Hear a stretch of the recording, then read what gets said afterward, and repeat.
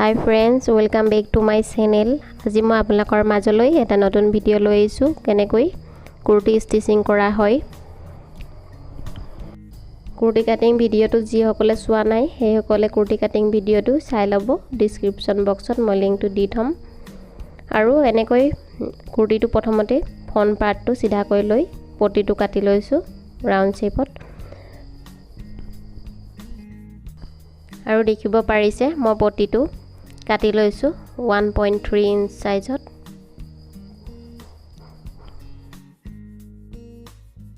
Kurti stitching কৰোতে প্ৰথমতে কুৰ্তিৰ নেকটো ষ্টিচিং কৰিব লাগে আৰু প্ৰথমতে এতিয়া মই নেকটো ষ্টিচিং কৰি ল'ব লৈছো। নেকটো 2 পইণ্ট মানৰ পৰা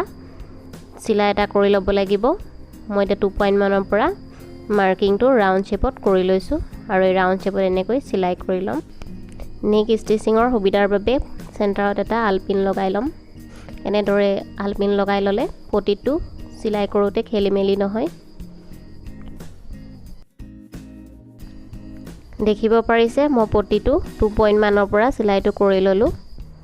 আৰু এনেদৰে কুৰ্তিটো সিধা কৰি ৰাখি পটিটো উলুটাকৈ লৈ 2 পইণ্ট মানৰ পৰা প্ৰথমতে এটা চিলাই কৰি ল'ব লাগিব। এতিয়া পটিটোৰ ৰাউন্ড শেপত সৰু সৰু কাট লগাব লাগিব। চিলাইটো নকটাকৈ সৰু সৰু কাট লগাই ল'ব লাগিব।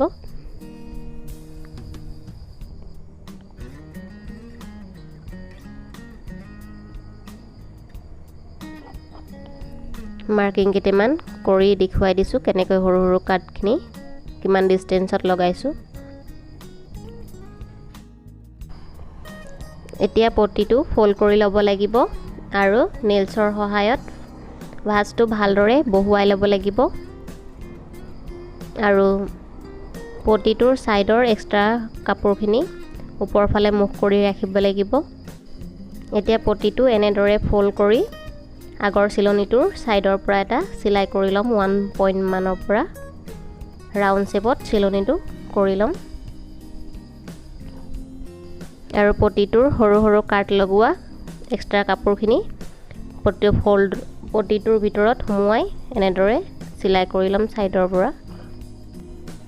দেখিব পাৰিছে নেক পটিটো ফোল্ড কৰি চিলাই কৰি ল'লো। আগৰ পটিৰ সাইডৰ চিলনিটোৰ ওচৰেদি চিলাই এটা কৰি ল'লো। আকৌ ফোল্ড কৰি নেক পটিটো চিলাই কৰিব লাগিব। তেতিয়াহে নেক ষ্টিচিংটো পাৰফেক্ট আৰু ফিনিচিং হ'ব। আৰু নেক পটিটোৰ সাইডৰ কাপোৰখিনি আৰু অলপ কাটি দিছো। চিলাইটোৰ ওচৰেদি 1 পইণ্ট মান কাপোৰ ৰাখিব লাগিব। নেক পটিটো এতিয়া আকৌ এবাৰ ফোল্ড কৰি ল'ব লাগিব আৰু ৰাউন্ড শেপত আকৌ এটা চিলনি কৰি ল'ম। মই মাৰ্কিং কেইটা কৰি দেখুৱাই দিছো ৰাউন্ড শেপত আৰু মাৰ্কিং কেইটাৰ ওপৰেদি মই ৰাউন্ড শেপত চিলাইটো কৰি ল'ম। এতিয়া মই প্ৰথমতে নেক পটিৰ সাইডৰ পৰা এটা চিলাই কৰি ল'লো। পটিটোৰ এইটো সাইডৰ পৰা চিলনিটো কৰিলো।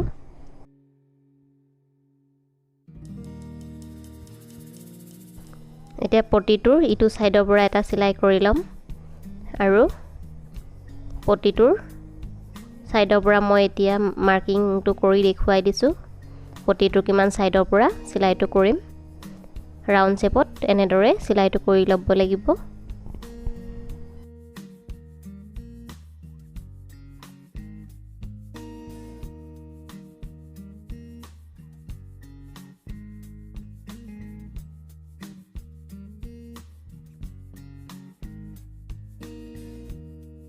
এতিয়া দেখিব পাৰিছে নেক পটিৰ তলৰ লাইনটো মই চিলাই কৰি ল'লো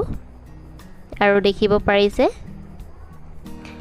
নেক ষ্টিচিংটো কিমান ফিনিচিং আৰু পাৰফেক্ট হৈছে। এনেদৰে ষ্টিচিং কৰিলে নেক লাইনটো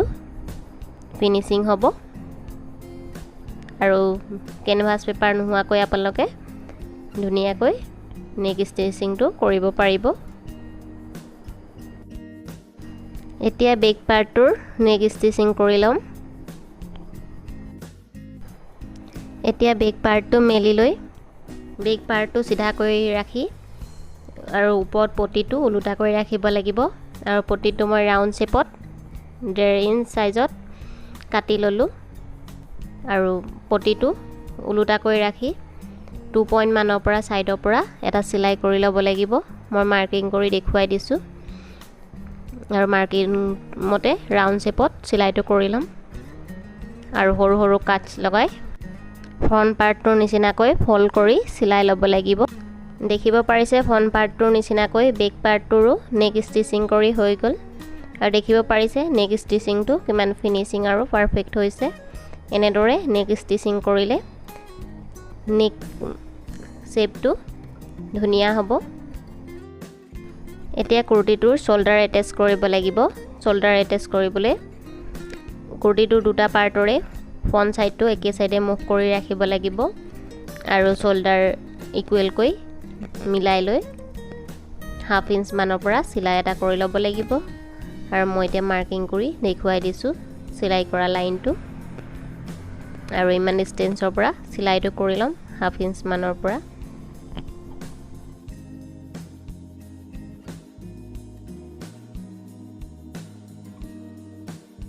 দেখিব পাৰিছে শোল্ডাৰ এটাচ কৰি হৈ গ'ল এতিয়া আমি আৰ্ম হোল ষ্টিচিং কৰিব লাগিব কুৰ্তি নেক ষ্টিচিংৰ পাছত কুৰ্তিৰ শোল্ডাৰ এটাচ কৰিব লাগে শোল্ডাৰ এটাচ কৰাৰ পাছতে আৰ্ম হোল ষ্টিচিং কৰিব লাগে এতিয়া আমি আৰ্ম হোল ষ্টিচিং কৰি লম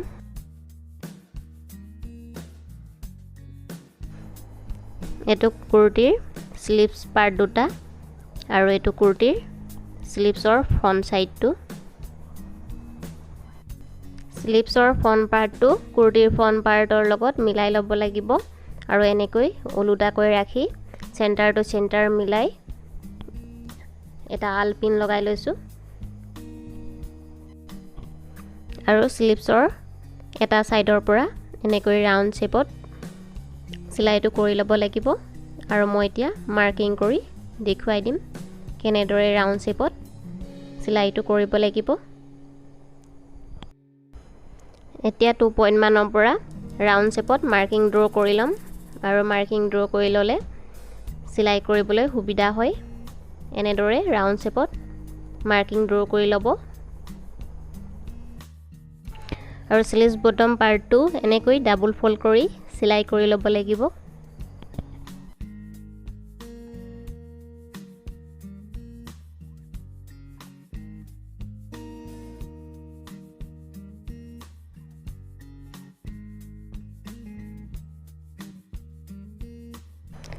দেখিব পাৰিছে মই আৰ্ম হোল এটাচ কৰি ললো আৰু এতিয়া স্লিভছৰ এক্সট্ৰা পাৰ্টখিনি কাটিং কৰি লম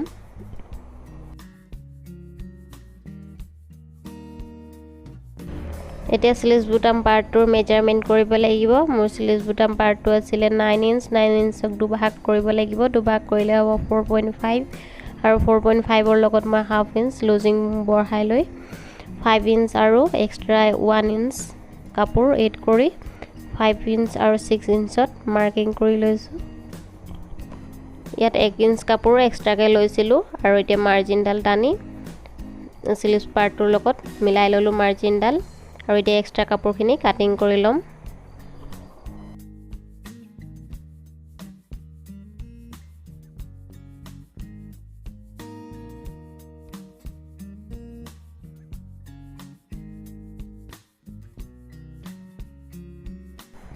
কুৰ্তিটোৰ সাইডত 1 ইঞ্চ কাপোৰ এক্সট্ৰাকে লৈছিলো আৰু মাৰ্জিনডাল টানি লৈ এতিয়া স্লিভ পাৰ্টৰ পৰা ষ্টিচিংটো কৰি লম হিপ লাইনৰ লৈকে আৰু মোৰ কুৰ্তি চেষ্ট আছিল 35ক দুভাগ কৰিলে হ'ব 17.5 দেখিব পাৰিছে 17.5 ইঞ্চ আছে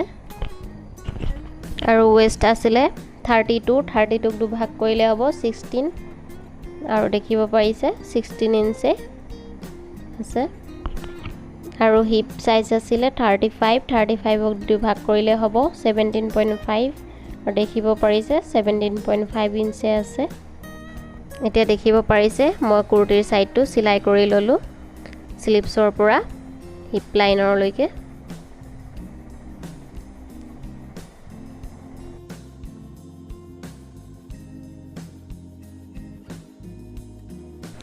এতিয়া হিপ লাইনৰ তলৰ পাৰ্টটো ষ্টিচিং কৰিব লাগিব কুৰ্তিৰ সাইডৰ পাৰ্টখিনি এটা ষ্টিচিং কৰি লম এনেদৰে ডাবল ফোল্ড কৰি ষ্টিচিংটো কৰি লম সাইডৰ পৰা মই মাৰ্কিং কৰি দেখুৱাই দিছো কিমান সাইডৰ পৰা ষ্টিচিংটো কৰিব লাগিব এনেদৰে ফোল্ড কৰি হিপ লাইনৰ লৈকে সিলাইটো কৰি আহিব লাগিব সাইডেদি আৰু হিপ লাইনত আহি এনেকৈ সিলাইটো ঘূৰাই দিব লাগিব আৰু ইটো সাইডো এনেকৈ ডাবল ফোল্ড কৰি সাইডৰ পৰা ষ্টিচিংটো কৰি ল'ব লাগিব আৰু একেদৰে কুৰ্তিৰ বুটাম পাৰ্টটো সিলাই কৰি ল'ব লাগিব কুৰ্তিৰ বুটাম পাৰ্টটো ষ্টিচিং কৰিবলৈ মই 1.5 ইঞ্চত মাৰ্ক কৰি ললো আৰু এনেকৈ ডাবল ফোল্ড কৰি ষ্টিচিংটো কৰি লম দুটা পাৰ্টতে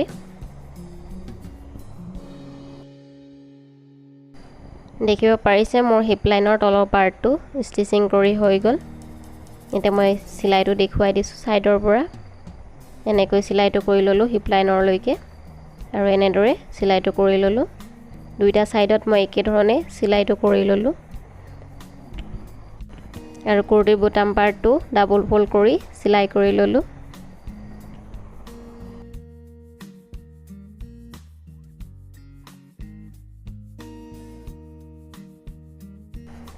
দেখিব পাৰিছে মোৰ সম্পূৰ্ণ কুৰ্তিটো ষ্টিচিং কৰি কমপ্লিট হৈ গল আৰু মই এতিয়া দেখুৱাই দিছো সম্পূৰ্ণ কুৰ্তিটো আৰু দেখিব পাৰিছে মোৰ নেক লাইনটো কিমান ফিনিশিং হৈছে এটো কুৰ্তিৰ ফ্ৰন্ট পাৰ্টটো আৰু এটো কুৰ্তিৰ বেক পাৰ্টটো আশা কৰো ভিডিওটোৰ পৰা আপোনালোকে কেনেকৈ কুৰ্তি ষ্টিচিং কৰিব লাগে বুজি পাইছে আৰু কিবা বুজি নোপোৱাকৈ থাকিলে মোক কমেন্ট বক্সত কমেন্ট কৰি জনাব পাৰে আৰু ভিডিওটো ভাল লাগিলে লাইক এটা কৰিবলৈ নাপাহৰিব আৰু যিসকল ভিউৱাৰে মোৰ চেনেলটো এতিয়ালৈকে সাবস্ক্ৰাইব কৰা নাই হেসকলে মোৰ চেনেলটো সাবস্ক্ৰাইব কৰি ল'ব আৰু লগতে থকা বেল আইকনটো ক্লিক কৰি ল'ব যাতে মোৰ আহিবলগীয়া নতুন ভিডিওসমূহৰ নটিফিকেশনসমূহ আপোনালোকে পাই থাকে আৰু যিসকলে কুৰ্তি কাটিং ভিডিওটো চোৱা নাই হেসকলে ডেসক্ৰিপচন বক্সত কুৰ্তি কাটিং ভিডিও লিংকটো পাই যাব আজি ইমানতে সামৰণি মাৰিছো আকৌ নেক্সট ভিডিও লৈ আপোনালোকৰ মাজলৈ আহিম বাই বাই টেক কেয়াৰ ইউৰ হেল্থ